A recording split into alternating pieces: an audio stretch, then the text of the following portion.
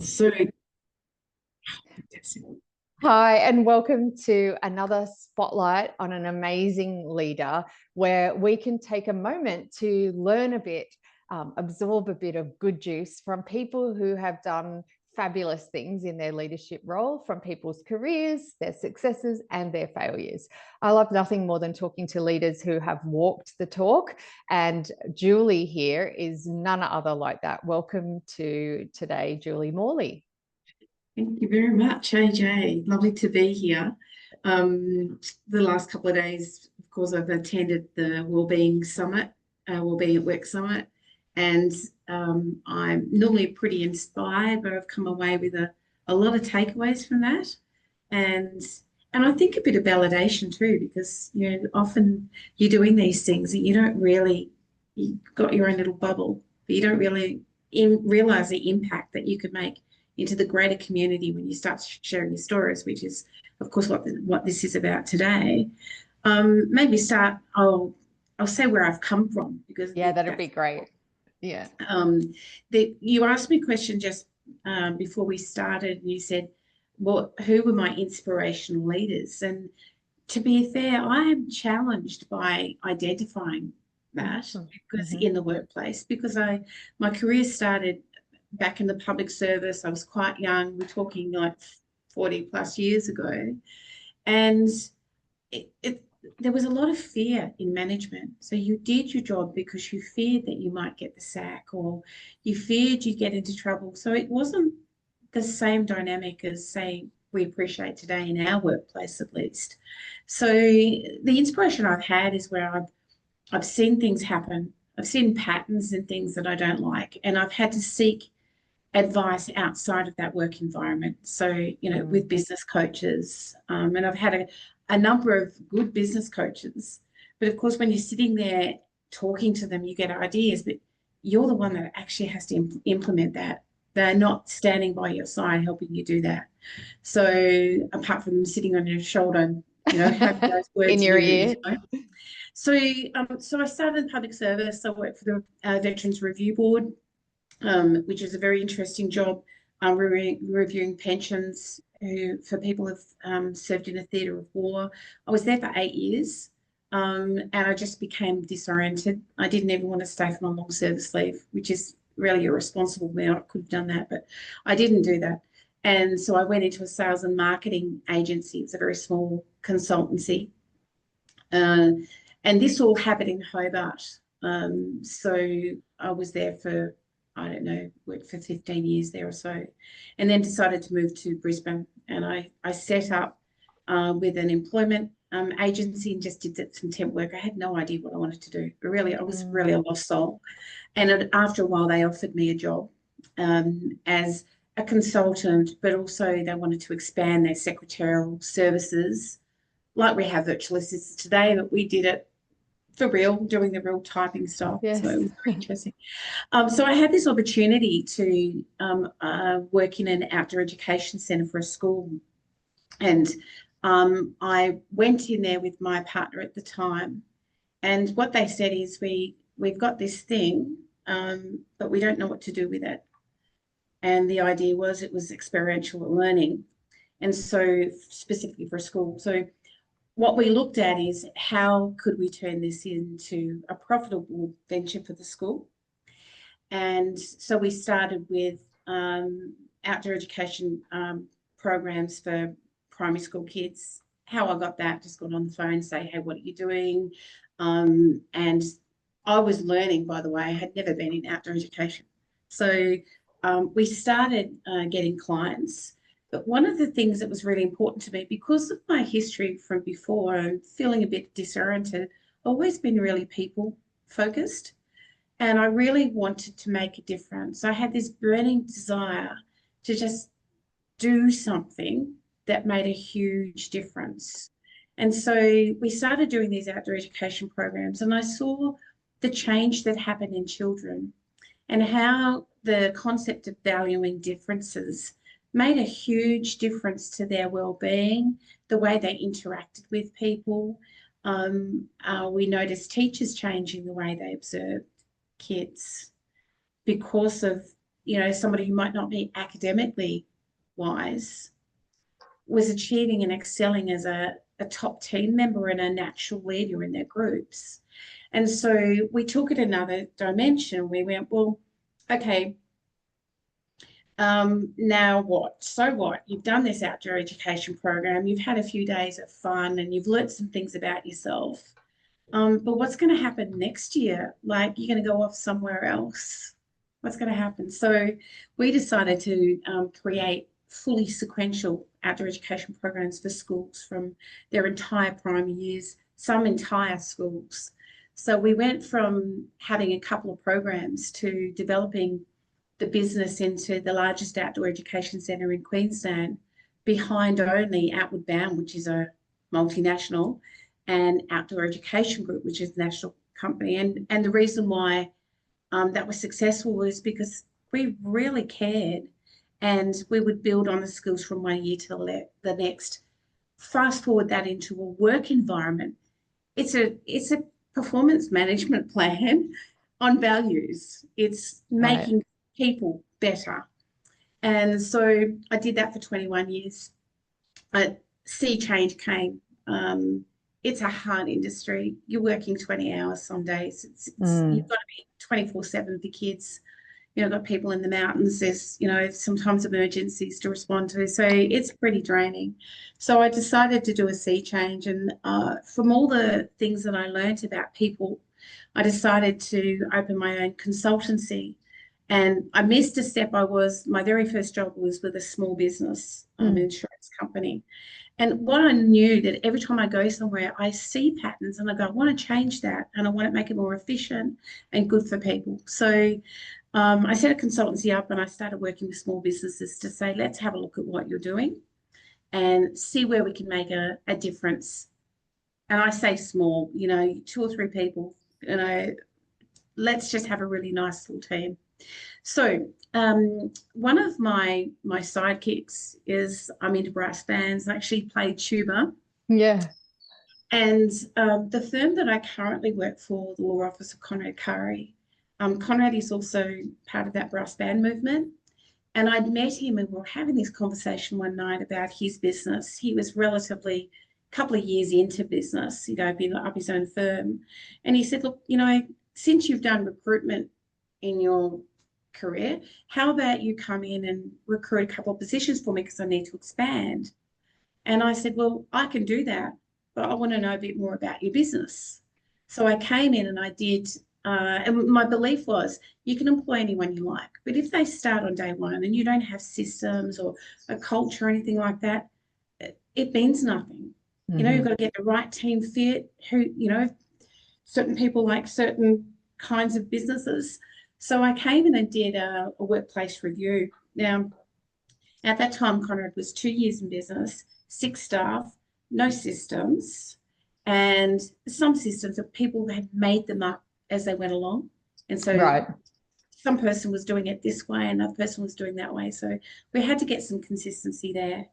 And the culture was emerging, but they didn't really have that culture where everyone was real buddies and I'll help you out and that sort of thing. So it was an unspoken culture, I guess you'd say. It was just how we do things, but not deliberate and written down. That's correct. Yeah. So we started with systems. We thought that would be the best way to do it. And I carried through with the recruitment. So we started to grow it. Now, at that time, I was a consultant, fast forward to today. In the last 5 years, I worked myself into a nice little full-time job, which was fantastic. Best job ever. I really love working for this organisation. We can make a difference. But at the time, the systems were really important. But what we found that we can get people to be consistent in the way they work, but there wasn't a real massive amount of buy-in from a cultural perspective. And so we really thought we knew. And I think back then, with respect to ourselves, we were a bit ignorant about what culture meant. We didn't really know what it meant. And so And to be clear, it's a law firm, correct? That's right. It's a law firm. That specialises in?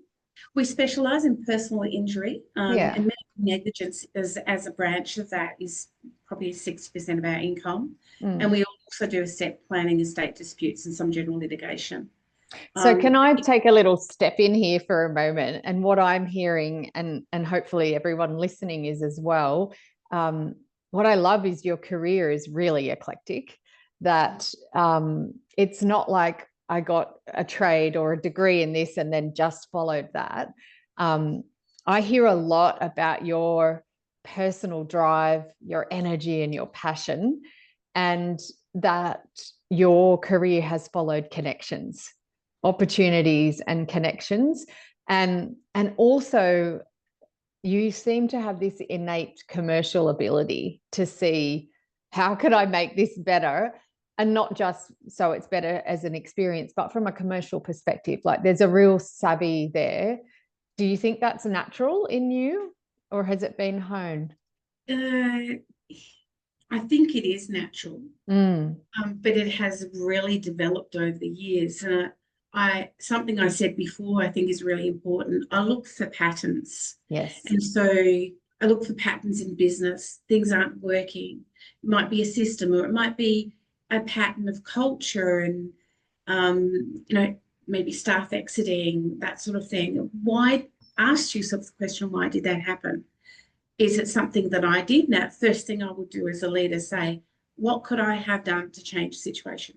Because as we've discovered, everyone would know it has to start at the top. If your leaders don't mirror the behaviour they're expecting, there's no way you're going to get buy-in from staff. Great. And so coming back to this story, I'm hearing that you were supporting Conrad in building Conrad Curry as a company, but it had been focused mainly on systems in the beginning, so not on culture, and not that anyone was wanting to make it a bad culture. It was just that wasn't your focus in the beginning. So that was how many, 5 years ago, did you say? Yeah, that was about 5 years ago. And so I've been with it for 5 years and consulted for 2 years prior to that. One thing I'll tell you is that there was a light bulb moment for me, because I did an exit interview with a lady. And now, bearing in mind, I've told you where I come from. I care about people. If something's going wrong, I want to help them to fix it. Whether it's I don't mean personal issue, but I mean a workplace personal issue, and how they're coping. And I sat in the exit interview, and she said to me, all you care about is money. And I went, oh, that's really interesting. Please tell me more about that. Well, everything is about the bottom line. You do not care about the people. And I go, well, that's really interesting. And I didn't tell her this, but at the time we weren't making the profits that we were expecting. Our leadership team were taking under the benchmarking salaries for equivalent positions. And we were really focused on getting our systems in place and making sure people were following them so it would lead to profit. Yeah. And that's the moment that really turned me, because I went, I really do care, but I think you've misinterpreted what we're trying to do here. And then I realized that while we're focused on systems and consistency, that does not listen to what your staff want. That doesn't listen to their values and the differences. What one person will want as a motivator for work, somebody else won't be. Some people are motivated by money. Some people just want to have a great time and enjoy their job. And because, let's face it, we're at work for a long time. So that changed me, because I realized my intention, my message was not getting over to people. So we started on the track of doing things that would make a difference, and listen, and truly listen to what our staff were saying. Great. So there was a bit of an aha, but then there also has to be a decision to actually do something about that, and not just put your head in the sand or say we just need to hire more or better people. There's quite a big element there in reflecting and going, as a leadership team, we have to look at ourselves first, kind of, didn't we? And that's not always comfortable. It's terribly uncomfortable. Michelle loves me telling the story. We connected. So I'll tell you some stats in a minute, because I just think it's important to tell some outcomes so we can then go back and fill in the gaps and say this is how we did it. But Great. We met Michelle in 22, So And Michelle Crawford is my peer in Thrive Stars, for those who haven't met Michelle yet. Yeah. yes, and it was from being more human, and we wanted to get some guidance for our leadership team and how we could move forward. Now, the light bulb moment in that year is that we had worked up to 21 staff in 22, and in that year, 10 staff throughout the year left. That's wow. Awful. It's like half your workforce. Yeah. Wow. And so it wasn't that we had a bad working environment, but we didn't have an inspiring work environment. People were just going, oh, okay, well, I'll see what else is out there. Right. So Michelle came in and made us do this disgusting thing where the LSI. Yes. Answer questions about ourselves and ask everybody for feedback about how they felt about us as a leadership team. And the results were varied within the leadership team. So we had 5 on the team at that time. But I want to talk about the collective, because you might have a leader that excels in this particular skill, another leader that doesn't. And the person who wants that support feels that's a conflict for them. So when we look at the results of the LSI, we had to say this is the collective leadership team, that people will view us as a collective because they were the results. And there's a certain fear when you have to go for a meeting with a boss, or you're called in. I might just want to have a chat, and everyone's terrified. They go, oh, not anymore, but they used to be terrified. So this is what we had. And so there's a little bit of a power play there just because you're a senior leader. For those who aren't familiar with LSI, just to say it's a tool made by Human Synergistics, which measures leadership thinking styles. And it measures them in regards to, are they more passive, which is a green leadership style? Are they more aggressive and perfectionist, which is a red style? Or are they more constructive and affiliative, which is a blue style? In your group data for the whole leadership team, where did it err more? Wow. We had more blue, but where there's certain traits under green and red that were off the charts. Right. Wow. So and that's fine. And again, this is a perception. So I know from the leadership team, any of the people that were going through that process, and that was never their intention. They didn't actually go, I'm red behavior. They didn't get up in the morning and say, look, I'm going to be an absolute perfectionist today, and I'm going to demand everybody around me to be a perfectionist. They're not like that. And as a collective, we all got on really well. We were supportive, but that's not how the staff see you, because there's already a fear of leadership. So often it's quite unconscious, isn't it? And so what tools like the LSI or any other leadership tool is good is because it brings that to the surface, and the 360 component allows you to really hear, what do people think? Exactly. And look, it might have been some of the changes we made, where it might have been a simple thing that, sometimes if I go to speak to this person and they're really busy, there might be a stress level there that has that keep away from me, which then continues on, and they go, well, I just don't know what boundaries are. When can I go and see them? And they're going to be, because they're busy, and we accept that. But there had to be, it's a two-way street. We had to equip our leaders with the ability to know that they need to have that open. If you say you've got an open door policy, you can't close it half the time. You've got to be there. You got to show up and do what you say you're going to do. But then at the same way, you need to develop some resilience skills and some level of understanding in your staff, because it's not just the leaders they might have a problem with. It might be a colleague. So if you can't deal with conflict, and you can't say on that day somebody's having a bit of a bad day and have that level of understanding, then you're not going to have a holistic workplace, because you've got people with expectations that you made me feel unhappy, so you need to change completely now.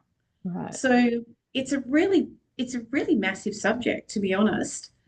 So we started doing some things that were very focused on staff and really truly listening to what they wanted. But before I go into that, if you'd like to hear of some of the things we did, I want to tell you the outcomes, because I think begin with the outcome in mind, because and then we fill in the.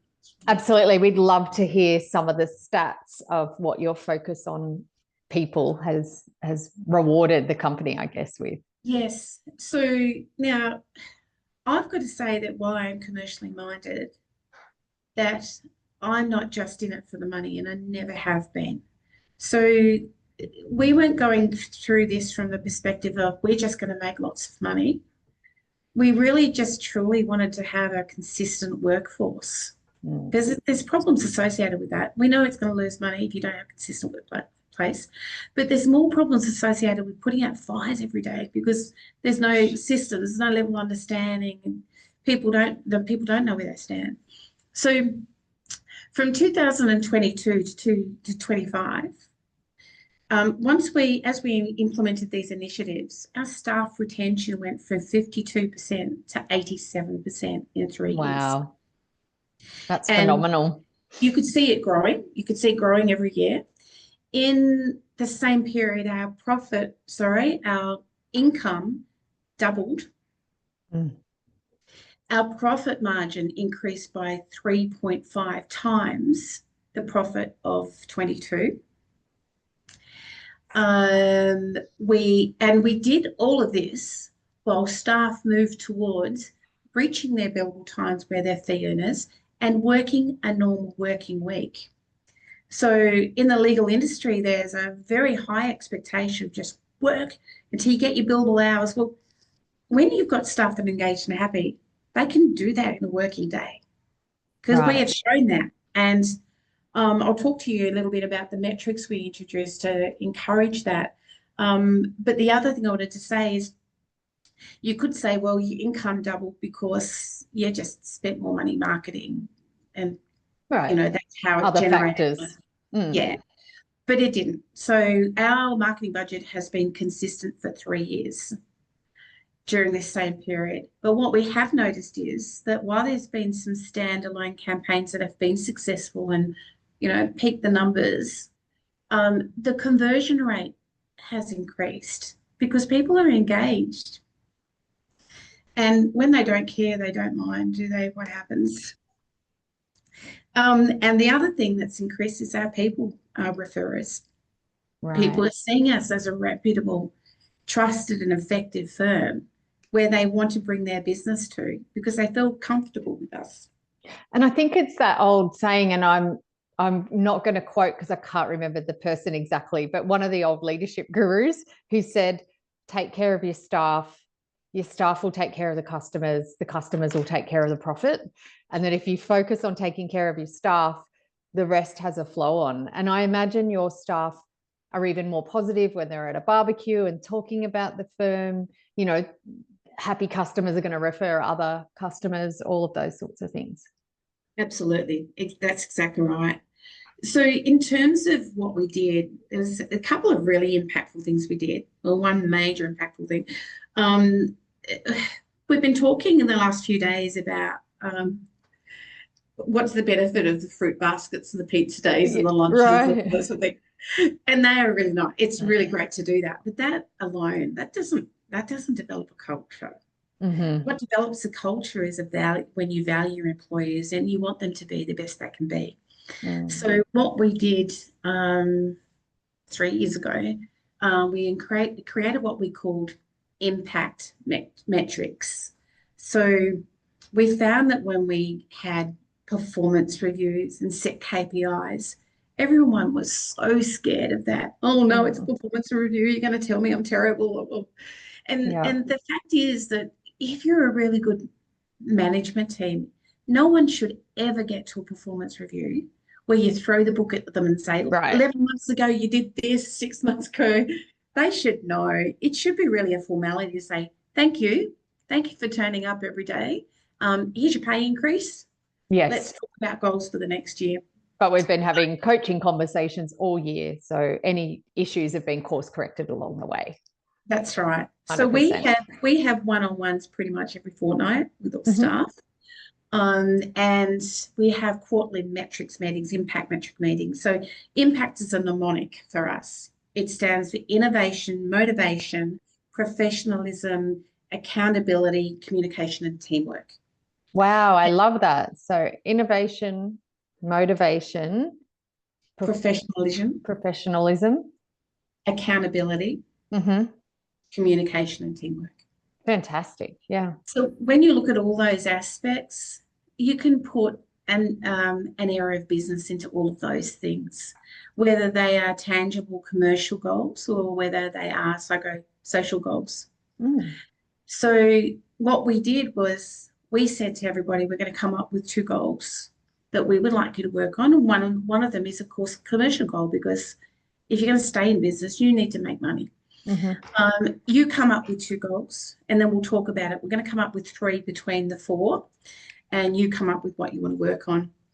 And so at the same time as that, we also incorporated the 4 blue styles.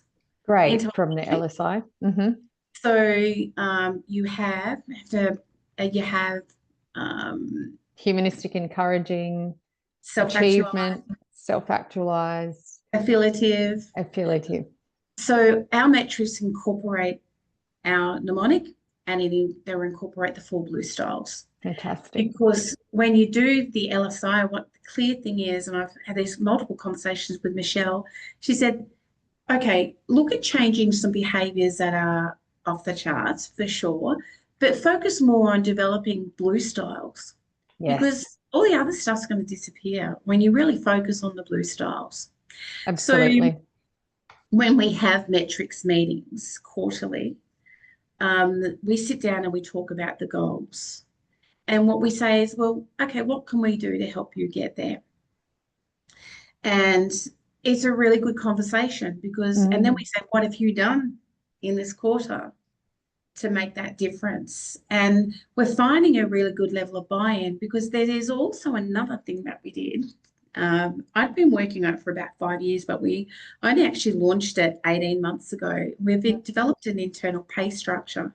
So for the non-professional staff, they're bound under the Legal Services Award, I created 7 levels above every base level of the award, which were pay increments over a period of time. It might be 7 years, but it doesn't mean you're restricted to one level 1 year, depending on your performance. And so what it meant is when people turn up to their annual review, we've got all the results and discussions of all one-on-ones. We've got the quarterly metrics we've discussed. We've talked about goals and what they're working on. And there's no surprises there. And we go, thank you for what you've done.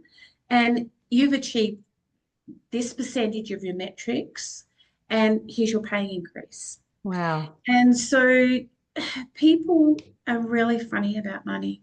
They just think, oh, I can't ask for pay increase. Now, there is a flip side. If people haven't met their metrics and they haven't applied themselves, they might not get a pay increase that year, or they might get a CPI. Because you don't at least get that, you're going backwards. But you have to take, as an employee, accountability for your own goals. Like, we've got 25 staff. I can't look after 75 goals for the entire organisation and make sure you're doing that. That's the accountability part of the impact. What are you going to do? What I really love about that as well is that it's completely transparent, and it can't be blame, excuses, denial. Like, if we're having the conversations along the way, I love that you're measuring impact, which is huge. Most people only measure outcomes, but not the impact. And it does, I'm sure it takes away a lot of that murkiness and the ickiness around money, because it's like, you already know in advance, if I do these 5 things well, I'm going to get my bonus. It's kind of a no-brainer. Exactly. That's exactly right. So the system works well. You know, sometimes we have some hiccups, as we all do, but every time that happens, we learn from it. Go, well, okay, what can we do better for next time? But the thing I'd say with all of this is, while we're working towards this performance for our staff, if we get feedback, what's really important is you do something about it, treat it seriously now. You don't just push it to the side. And if it's something that's going to take a long time, you stay in communication with the person that's put it to your attention. Say, look, haven't forgotten you. This is a big thing for us to work on. We need to, consult the leadership team. We have to consult staff if it's going to be a major change. So bear with us, but thank you for the initiative. If it's something you can deal with straight away, like there's a thing in our office, they say, don't go and tell Julie anything you don't want to fix. So I'll go, right, we've got a problem. Let's fix it now. I'm not waiting till next week. That's going to be, it's going to be worse next week. Let's do it right now. So unfortunately, in a position where my position is that it's strategic, it's about the well-being of staff. So if you come to me with something, I can do something about it. That makes a huge workload for me, but I don't mind because I'm going to prioritise you if there's a problem for you. Which sends a big message in itself, right? I'm curious, and I don't want you to talk out of school and get you in trouble with your boss, but Conrad obviously founded the company. It's quite ballsy as well for him to back these initiatives and take the input that you've given him on board and the feedback, because you're not a lawyer yourself, correct? That's correct. And so how has that been, just from the perspective of how did you find you were able to influence that? And now there's getting more results. Has that helped the whole leadership team in seeing the value of this approach? I think there's a lot to do with what I mentioned earlier about being consistent. I show up every day and there's a predictability about me. Right. If you've made a mistake, you're not going to walk into the office and say, I made a mistake and I'm going to blow you up. It's not going to happen. And I think from the perspective of the leadership team too, like, I'm consistent. I'm always prepared. I get my time management is good. I'll call things out that I don't agree with. Yeah. And you have to. I always do it respectfully. I don't think I ever argue with anybody. I just refuse to go into that space. That's not what we're here for. We're here to be constructive and make a difference. And that's not to say sometimes you don't have to be a bit firm but fair. As I say, you call things out at the time, but, we might not agree, but we shouldn't fall out. Absolutely. And one of the things I'm curious about in hearing the metrics, right, have improved, which is fantastic. And I know you've done so much work on the systems as well as the people stuff. What's been the flow on in the customer experience? Has there been any measures around how satisfied are customers, or have you seen that? I mean, obviously, if you're getting repeat business, it must be something, but how's that experience changed for clients? That's a good question. It's like you mentioned before, and I think it was Richard Branson that said that about treating your staff. Thank you. There's a direct correlation, because if your staff walk in with value, when they speak to clients, they're going to speak to them the same way, because they enjoy their job. And it's not to say that when they weren't engaged, they didn't care about clients, but there's something emotive that changes in you when you truly value the workplace and the work that you do. And if I can relate it to Conrad, to be honest, he set this business up because he cares deeply about people. He really does. And while we're, especially with the medical negligence area, it's a really challenging area of law. We're dealing with trauma all the time. But his commitment is, if I can make a difference, then that is what I'm here to do. So, and he's always said that. So that, I think, our staff and our clients share that experience. Wonderful. Wow. And so kind of coming towards the end and starting to wrap up, for you personally, how have you grown through this? Because we heard before you've had like a 40-year career in all sorts of things and done lots of different things. How have you grown through this process? What's been the learning for you? That is also a very good question. I came from a really traumatic past, and I think that has driven a lot of my need to make people feel valued. I didn't get that in my earlier life. And so, and I'll have my ups and down days, but I think that's what's helped me. I really felt alone back then, that I really thought I was the only person in the world with a problem. And I struggled on a daily basis with my mental health. Mm. And getting to this stage and doing these really baby steps, they have been, particularly in this firm. Outdoor education was a really exhilarating experience. That, and it built on that. But I think the last 7 years for me has been even more, because um, I like a small community of making a difference. And now I realize that, people are people, Mm. and they have their ups and down days, but now I can appreciate that's given me strength as a person. Does that make sense? Completely. And thank you for sharing vulnerably. And I'm sorry that was your experience earlier in life. But actually, it sounds like it's what's made you a great leader now. Yeah, and I think people definitely thrive when they feel seen, heard, and valued. Full stop. We talk a lot about developing a good culture. It's not built from slogans. It's Yes. built from daily behaviour. Yeah. And conversations in the cracks and how we show up every day. And I think we've been at that conference this week about well-being at work together, and we heard so many examples of where companies with best intentions had initiatives and things in place for well-being, but really low take-up rate and people just not utilizing them. And when they actually put it back on people and had conversations, and what do you actually want and how does that look? And when they empowered people, do this for yourself. As a company, we're here to support you. Complete turnaround in engagement and people actually buying into my wellbeing matters, and my manager and leader actually are demonstrating that. Absolutely, yeah, 100%. Yeah. The last thing I would say is that if if if I knew back then what I know now, I'd have gone, oh, well, there's so much work to do, but I didn't think about that. Baby steps, just do something small every day. Just tick away with it. You can't do it all at once. But then you look Absolutely. back and you go, look at the difference we made to people's lives and Gosh, our yeah. own. Yeah. And the wonderful thing about that is any of your other staff, should they move on to other opportunities because they move or whatever that might be, is what they learn through this process. We learn by watching and observing.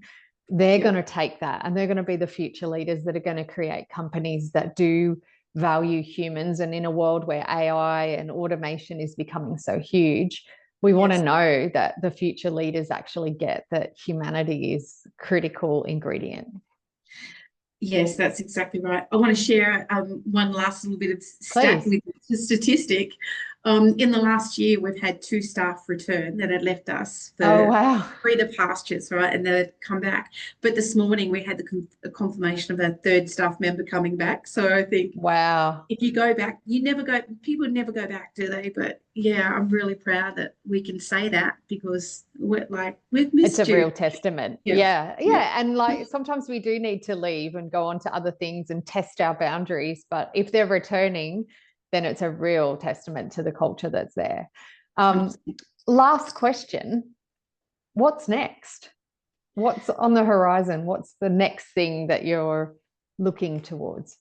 To be honest, I'm really exploring agentic platforms and efficiencies within our business. We've done a lot of work in efficiencies, but my desire is just to take the stress off of the staff, that they've got big workloads and they are coping with them.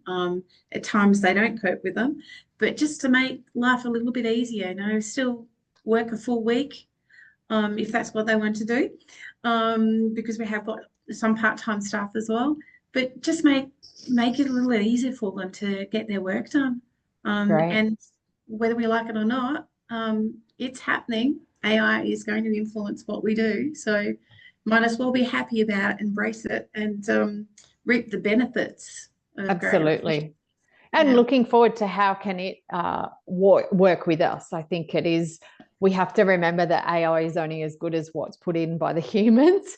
And we need to look at how do we help that and support it to enable us to do things even better and free us up to do more of the touch points and the staff and the connection, which I think you've demonstrated so well. Julie, thank you so much for sharing your wisdom and your insights and the journey that you've been on. If people want to reach out and give you a hoy, where's best to do that? On my LinkedIn profile is fine. Or they can send an email to me if they like. Happy to connect and have a coffee or something like that. Julie at conradcurrylaw.com.au. Yeah, shoot Beautiful. me through a message and I'm more than happy to catch up at any time. Right, wonderful. We will share the LinkedIn connection and your email address. Thank you so much for sharing with us today. It's been fantastic. You're very welcome. Thank you. All the best Thank to you. you. Thank you, everyone.